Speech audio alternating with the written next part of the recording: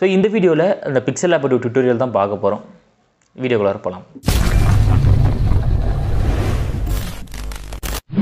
First pixellab use பண்ணுறதுக்கு முன்னாடி அதில் இருக்கக்கூடிய ஆப்ஷன்ஸ்லாம் எதுக்கு யூஸ் ஆகுன்னு நம்மளுக்கு ஃபஸ்ட்டு தெரிஞ்சிருக்கணும். லைன் பை லைனாக நம்ம எல்லாத்தையும் பார்த்துட்டு வந்துடுவோம். ஃபஸ்ட்டு ப்ளஸ் ஐக்கான், இந்த ப்ளஸ் ஐக்கான் கொடுத்தீங்கன்னு வச்சுக்கோங்களேன்.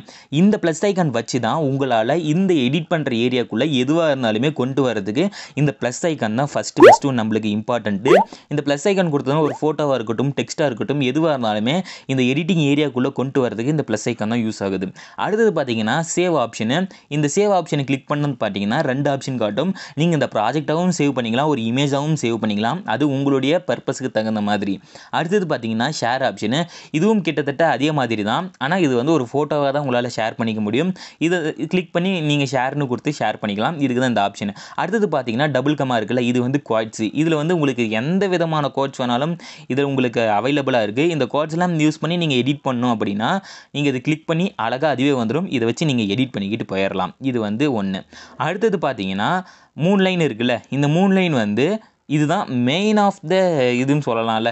இதுவும் ஒரு விதமான ஒரு இம்பார்ட்டண்ட்டான விஷயம் தான். இதுவும் இதில் வந்து ஃபஸ்ட்டு வந்து நான் ஸ்டார்டிங்கில் சொல்லியிருப்பேன் ஒரு பிக்சரை வச்சு எடிட் பண்ணலாம் அப்படின்னு. இதுக்கு தான் ஃபஸ்ட்டு யூஸ் ஆகுது. நீங்கள் ஒரு பிக்சரை வச்சு எடிட் பண்ணுறீங்கன்னா இந்த ஃபஸ்ட் ஆப்ஷன் கொடுத்தீங்கன்னா ஒரு பிக்சரை வச்சு உங்களால் எடிட் பண்ணிக்க முடியும். அடுத்தது பார்த்தீங்கன்னா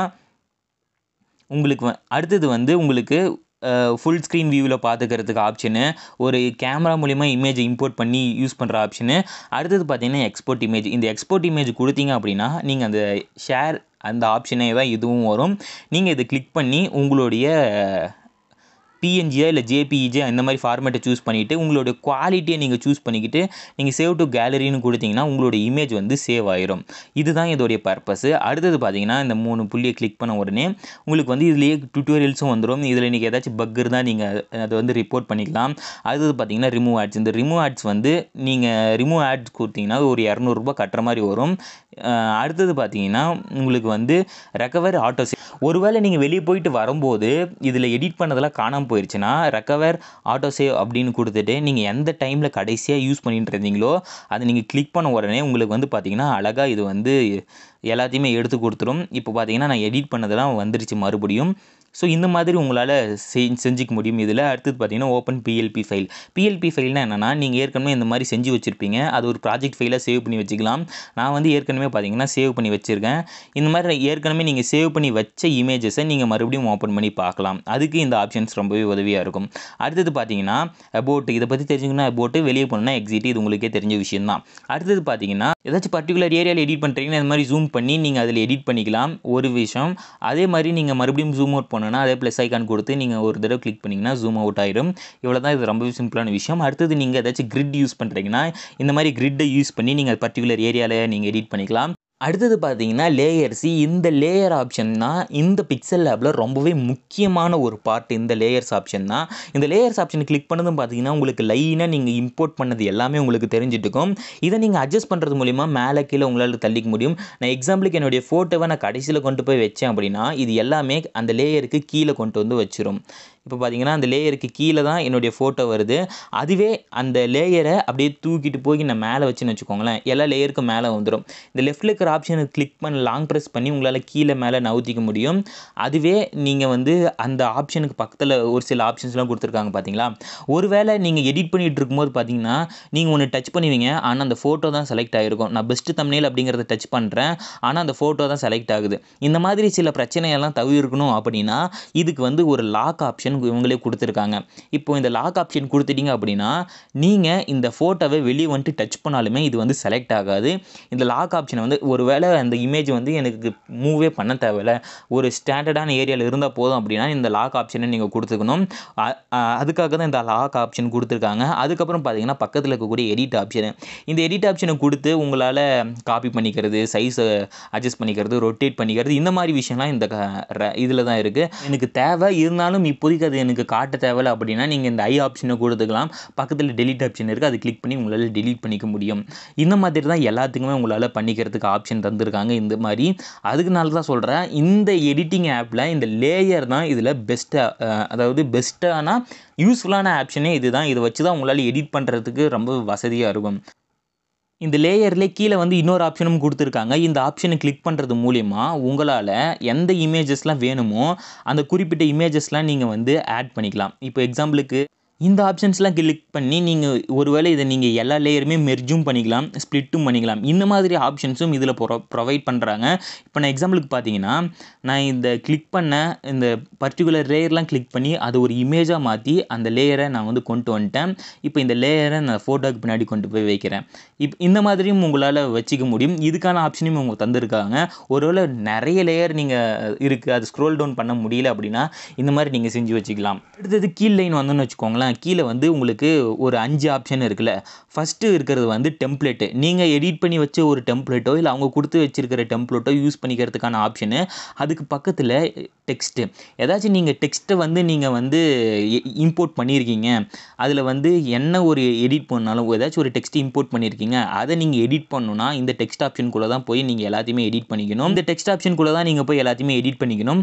அடுத்தது பார்த்தீங்கன்னா, இது வந்து ஃபோட்டோக்காக. நீங்கள் ஏதாச்சும் ஒரு ஃபோட்டோவை இம்போர்ட் பண்ணுறீங்க, அதை நீங்கள் எடிட் பண்ணணும். ஏதாச்சும் நீங்கள் ஒரு ஃபோட்டோவை இம்போர்ட் பண்ணியிருக்கீங்க, அதை நீங்கள் எடிட் பண்ணணும் அப்படின்னா இந்த ஆப்ஷனை கிளிக் பண்ணி உங்களால் எடிட் பண்ணிக்க முடியும். அதை கிளிக் பண்ணால் மட்டும்தான் உங்களுக்கு வந்து நிறைய ஆப்ஷன்ஸ் வரும். இப்போ எக்ஸாம்பிளுக்கு நான் வந்து ஃபோட்டோவை கிளிக் பண்ணி அதுக்கு நான் வந்து எடிட் பண்ணிகிட்ருக்கேன். அதுக்கு தான் இந்த ஆப்ஷன் ஒர்க் ஆகுது, இதில் இருக்கக்கூடிய ஆப்ஷன்ஸ் எல்லாமே.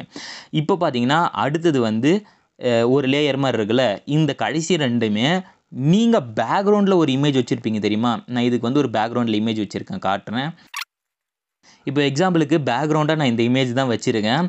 இந்த இமேஜில் ஏதாச்சும் ஒரு எடிட்டிங் பண்ணணும் அப்படின்னா நீங்கள் வந்து இந்த கடைசி 2 ஆப்ஷன் தான் கொடுக்கணும். இந்த ஆப்ஷன் வந்து இமேஜோட சைஸை குறைக்கிறதோ, இமேஜை கிராப் பண்ணுறதோ, இமேஜுக்கு கலர் அடிக்கிறதோ, இந்த மாதிரி ஆப்ஷனுக்கெலாம் இந்த ஆப்ஷன் நீங்கள் சூஸ் பண்ணணும்.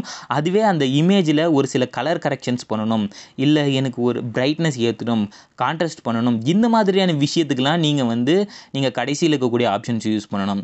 ஃபஸ்ட்டு இருக்கிறது வந்து டெம்ப்ளேட்டு, அடுத்தது வந்தீங்கன்னா டெக்ஸ்ட் எடிட்டு, அதுக்கப்புறம் பார்த்தீங்கன்னா இமேஜை எடிட் பண்ணுறதுக்கு, அதுக்கப்புறம் இருக்கக்கூடிய கடைசி 2ம் பேக்ரவுண்ட் இமேஜை எடிட் பண்ணுறதுக்கு. இதை நீங்கள் ஃபஸ்ட்டு நோட்டீஸ் பண்ணிக்கணும். இதுக்கு தான் கீழே இருக்கிறத யூஸ் ஆகுது.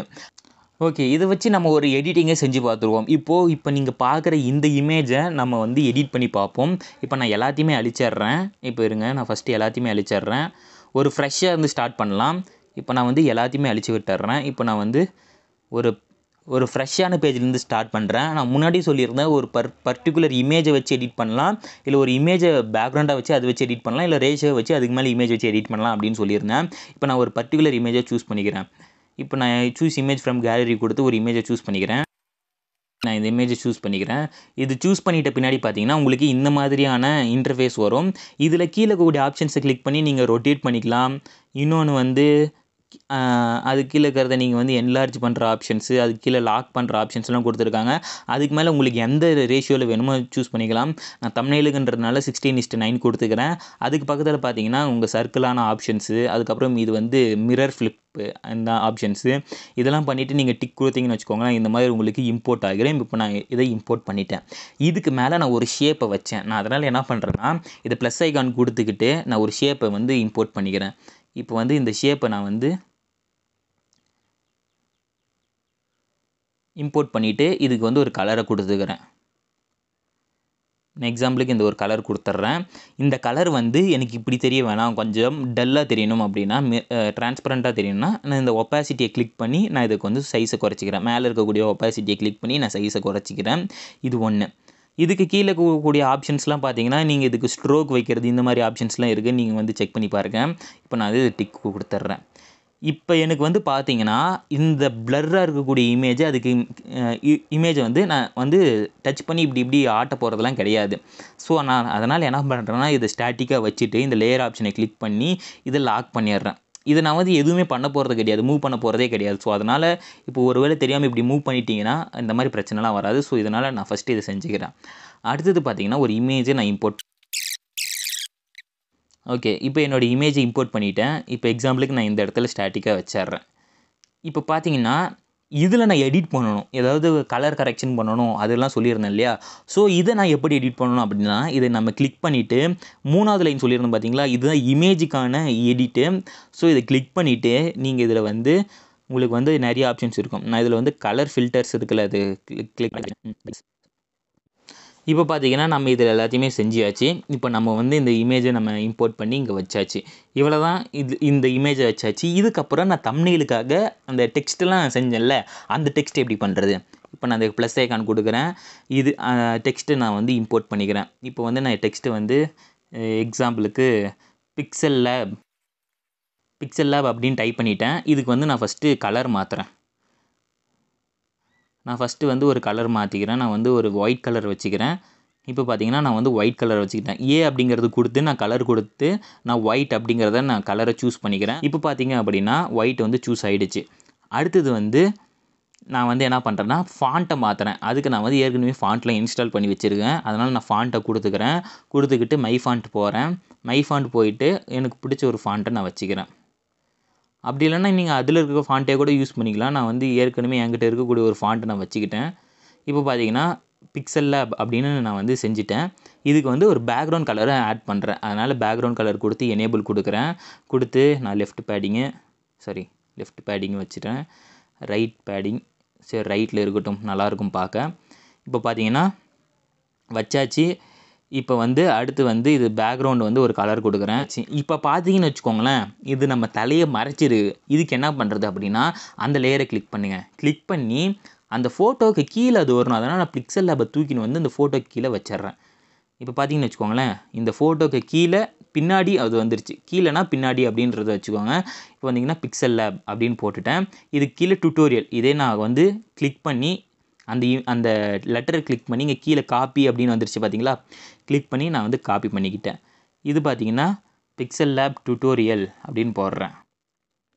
இப்போ வந்து டுட்டோரியலுக்கு நம்ம பேக்ரவுண்ட் கலர் ஆட் பண்ணுவோம். அதனால் பேக்ரவுண்ட் கலர் கொடுத்து நான் ஒரு கலர் கொடுக்குறேன். ஓகே. இப்போ பார்த்தீங்கன்னா கரெக்டாக இருக்குது. இதை நம்ம பின்னாடி கொண்டு போகணும். அதுக்கு என்ன பண்ணணும்? லேயரை கிளிக் பண்ணணும். அந்த டுட்டோரியல் அப்படிங்கிறத கீழே வந்து அந்த என்னுடைய இமேஜுக்கு கீழே வந்து கொண்டு வந்துட்டேன். இப்போ பார்த்தீங்கன்னா பிக்சல் லேப் டுட்டோரியல் அப்படிங்கிறது பெர்ஃபெக்டாக ஃபிக்ஸ் ஆகிடுச்சு. இப்போ நான் என்ன பண்ணுறேன் அப்படின்னா பிக்சல் லேபோடைய லோகோவை வைக்கிறேன். அதுக்கு என்ன பண்ணணும்னா அது கிளிக் பண்ணுறேன். அதே மாதிரி நான் இமேஜை வந்து இறக்கிக்கிறேன். இப்போ பார்த்தீங்கன்னா பிக்சல் லேபோடைய லோகோ வந்துருச்சு. இப்போ பார்த்தீங்கன்னு வச்சுக்கோங்களேன், இதை வந்து நான் ஸ்க்ரீன்ஷாட் எடுத்து வச்சுருக்கேன். இதனால் நான் என்ன பண்ணுறேன்னா 1:1 ரேஷியோ கொடுத்துட்டேன். இப்போ கட் ஆகிடுச்சு. இப்போ இது சர்க்கிளில் கட் பண்ணணும். அதனால் இதுலேயே சர்க்கிள் ஆப்ஷன் இருக்கிறதுனால சர்க்கிள் கிளிக் பண்ணிக்கிறேன். இது இன்னும் கொஞ்சம் வச்சு ஓகே. இப்போ பார்த்தீங்கன்னா பெர்ஃபெக்டாக நம்ம கட் பண்ணியாச்சு. இப்போ வந்து கிளிக் கொடுத்ததும் இப்போ பார்த்தீங்கன்னா பெர்ஃபெக்டாக கட் ஆகி நம்மளுக்கு வந்துருச்சு. இதை நான் என்ன பண்ணுறேன்னா ஒரு ஷேடோ எஃபெக்ட் இதில் நான் கொண்டு வர போகிறேன். அதனால் இதை கிளிக் பண்ண உடனே இமேஜுக்கு உடனே நம்ம வந்து இந்த 3வது ஆப்ஷனை தான் கிளிக் பண்ணணும். அதனால் கிளிக் பண்ணிவிட்டு நான் வந்து இதுக்கு ஷேடோ எஃபெக்ட்டு கொண்டு வரேன். பின்னாடி ஒரு ஷேடோ கொடுத்து இதை கொடுத்த உடனே பார்த்தீங்கன்னா ஒரு ஷேடோ வந்து வந்துருச்சு. ஓகே. இப்போ பார்த்தீங்கன்னா ஒரு ஷேடோ மாதிரி வந்துருச்சு. இதை நம்ம வந்து இது பின்னாடி வச்சுப்போம். இப்போது அதே மாதிரி லேயரை கிளிக் பண்ணுங்கள். இந்த பிக்சல் லேபை கொண்டு வந்து என்ன பண்ணுறீங்கன்னா இந்த 2 எழுத்துக்கு கீழே வரணும். இப்போ வந்து கொடுத்தாச்சு. இப்போ பார்த்தீங்கன்னா பிக்சல் லேப் லோகோ வந்து நம்மளுக்கு கரெக்டாக வந்துருச்சு. இப்போ பார்த்தீங்கன்னா நச்சுன்னு வந்துருச்சு. இப்போ நான் பிக்சல் லேப் டுட்டோரியல் தமிழ் அப்படின்னு போட்டுட்டேன். இப்போது இவ்வளோ தான். ஒரு தம்ப்நெயில் க்ரியேட் பண்ணுறதுக்கு பிக்சல் லேப் வந்து ரொம்பவே யூஸ்ஃபுல்லான ஒரு விஷயம். இன்னும் ஏதாச்சும் ஒரு டவுட் இருந்துச்சுன்னா கீழே கமெண்ட் செக்ஷனில் கமெண்ட் பண்ணுங்கள். டீட்டெயிலாக நம்ம ஒரு வீடியோஸ் போடுவோம். இதுவே டீட்டெயிலாக தான் சொல்லியிருப்பேன். இன்னும் நிறைய ஆப்ஷன்ஸில் விட்டுட்டேன். அதெல்லாம் நான் வந்து அடுத்த வீடியோ இல்லை அதுக்கடுத்த வீடியோவில் நான் சொல்கிறேன். ஸோ இந்த டியூட்டோரியல் அவ்வளோதான். ஸோ இன்றைக்கான வீடியோ அவ்வளோதான். இந்த மாதிரி அடுத்து ஒரு இன்ட்ரெஸ்டிங்கான இல்லை சூப்பரான வீடியோவில் வந்து சந்திக்கிறேன். உங்களுக்கு என்ன மாதிரி டியூட்டோரியல்ஸ்லாம் யூடியூப்பை பற்றி வேணுமோ கீழே கமெண்ட் செக்ஷனில் கமெண்ட் பண்ணுங்கள். நம்ம எல்லாத்தை பற்றியும் டீட்டெயில்டாக பண்ணுவோம். ஸோ இன்றைக்கான வீடியோவில் தான் மறுபடியும் அடுத்து சூப்பரான வீடியோவில் சந்திக்கிறேன். அதுவரையும் உங்களாருக்கும் குட் பை.